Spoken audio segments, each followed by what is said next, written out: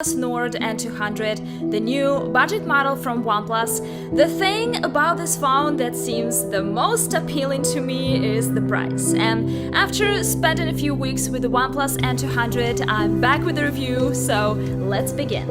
Honestly, when I just opened the box, I was surprised how good this phone looked, because the N200 does not look like a budget phone.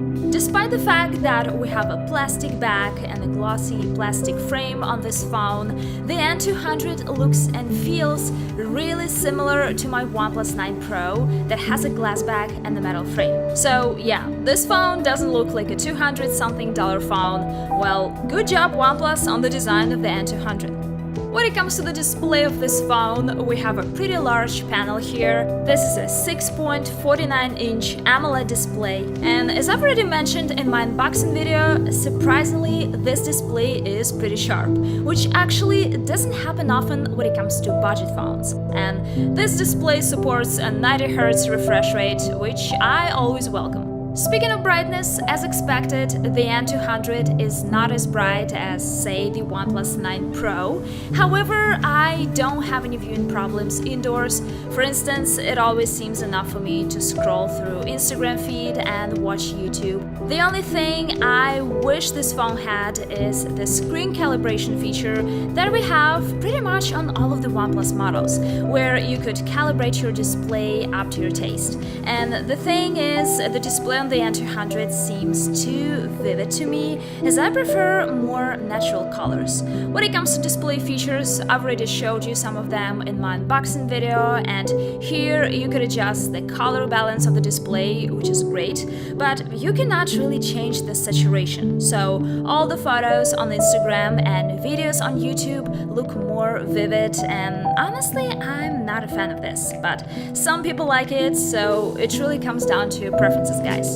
I usually don't pay much attention to haptics since most of the time it just feels good on the other phones, but this phone actually made me notice and pay more attention to it because the vibration on this phone feels so old-fashioned and cheap. It feels like I'm holding a very old phone from the very early 2000s, and honestly, the first thing I did was disable all the haptics on this phone. And speaking of other little details, this phone does not have my favorite alert slider that we usually have on the OnePlus phones, so yeah, no slider on the N200.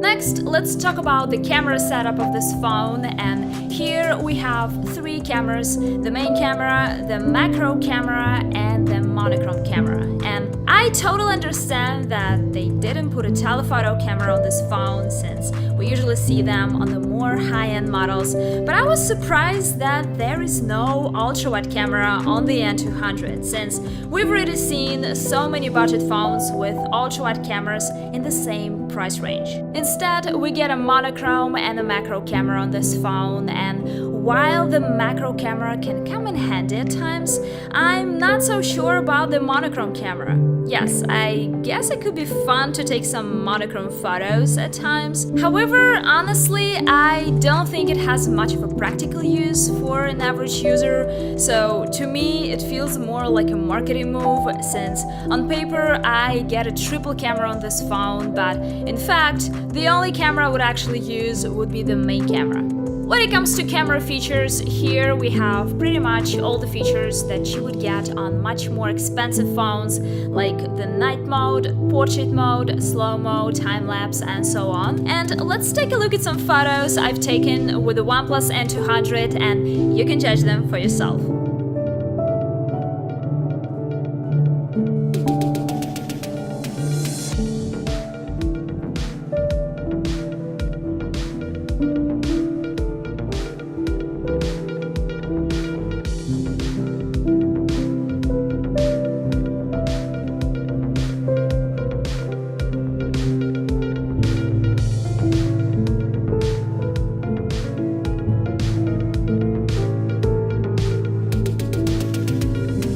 When it comes to videos, you're limited to 1080p resolution and 30 frames per second on this phone, so just keep in mind that you cannot film 4K videos on the OnePlus N200.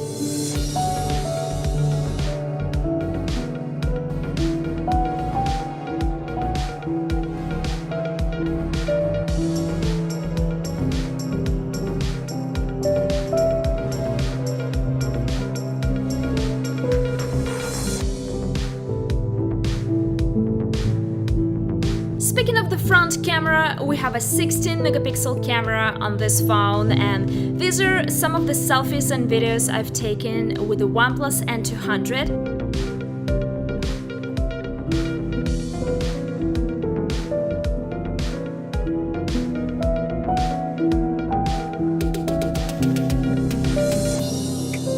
If you ask me, the camera on the N200 is quite mediocre. It's not bad, but don't expect outstanding shots from this phone since you will experience some mishaps with exposure at times. Also, to me, the photos from the N200 often lack sharpness. Next, let's talk about the battery of this phone. We have a 5000 mAh battery on the OnePlus N200, and speaking of battery life, this phone is actually pretty good. It can easily last you through the day with moderate use. I have to admit, I feel really comfortable with this phone in terms of battery life. So yeah, this is definitely a huge advantage of this phone. Speaking of charging, I did a charging test in my unboxing video, and it took 2 hours and 35 minutes to fully charge this phone from 0% to 100, which is pretty slow. Especially when it comes to OnePlus, the company that, in my opinion, has some of the best fast charging tech. Also, it's important to note that the OnePlus N200 does not support wireless charging. Now let's talk about biometrics and security features. We have a side-mounted fingerprint sensor on the power button on the right, and I've already mentioned in my unboxing video that this is one of my favorite locations for a fingerprint sensor. I think it's really convenient, especially if you're righty, but if you're a lefty, you could use your index finger, which also feels pretty comfortable. Speaking of other security features, we have a face unlock on this phone, and just like the fingerprint sensor, it's pretty fast, no complaints here. The next thing I want to talk about is speakers, but it would be more correct to say a speaker because we only have a single speaker on this phone. This in-display speaker doesn't actually work as a speaker when you're listening to music, watching videos, or playing games. However, this bottom speaker is actually pretty good in terms of volume since it can get pretty loud. But keep in mind that if you accidentally cover the bottom speaker, the sound becomes pretty much non-existent. We have a 3.5mm headphone jack on this phone, so if you have a pair of your favorite wired headphones, you could still enjoy them on the OnePlus N200. This phone runs on Snapdragon 480 5G. It comes with 4GB of RAM, and when it comes to the overall performance of this phone, I cannot call it seamless. It's not bad, but it's definitely not smooth. You will experience some slight freezes and stutters from time to time. Also, sometimes it takes forever to install an app or a game, especially when it comes to heavy and demanding ones like Call of Duty or Asphalt 8. By the way, I wanted to play the Asphalt 9, but this phone is not even compatible with it. However, I have to admit the gaming experience was still pretty good on this phone. There have been just a few slight frame drops, but I haven't noticed any serious problems, even with some of the most demanding games. It's important to note that this phone comes with only 64GB of storage, but thankfully it's expandable, so you could bring it up to 256GB. So, despite all the shortcomings that I've mentioned in this video, this phone is more than capable of doing some basic tasks and running apps like Instagram or YouTube. So, if that's what you need, I would say this phone is a great option to pick.